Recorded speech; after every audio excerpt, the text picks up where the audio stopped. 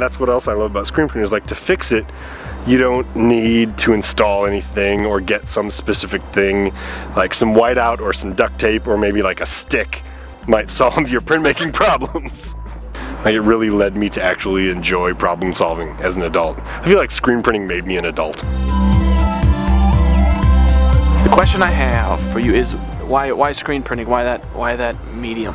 I kind of just fell into screen printing by default because I knew it was kind of easy to do, and the job I had as a graphic designer was in the same building as a t-shirt printer, and so I kind of just naively went up without knowing anything about screen printing and just asked if someone would show me how to do it.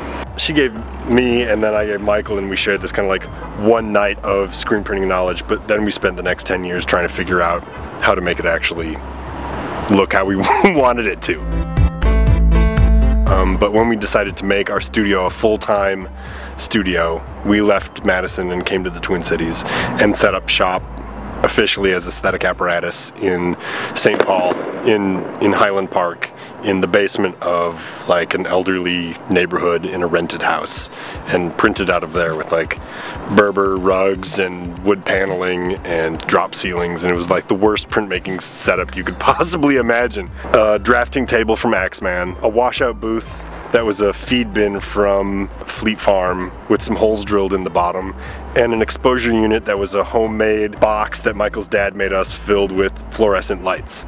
And that was it. Like, this is great. Like, we're printing in someone's rec room with these completely salvaged objects. What's been your biggest hurdle in screen printing? Exposure time is really strange. It's the one part of the screen printing process that isn't obvious in a physical sense. Like, it doesn't make, you can't show it to someone how it works. Everything about screen printing is so physical. You can kind of, it's so kind of ham-fisted that you can show someone in a very simple example why they're doing it wrong. But with exposure, like, who fucking knows? I don't know. There's like this one aspect of printmaking process that requires this weird serum that's filled with pixie jism. Who knows what that thing is? I don't know. You know, it's the one thing, it's like, I don't know what this is. I know that this is like water-based ink. I know that this is like, you know, archival paper. I don't know what this shit is that I put on my screen. We guess all the time because like your films can be different.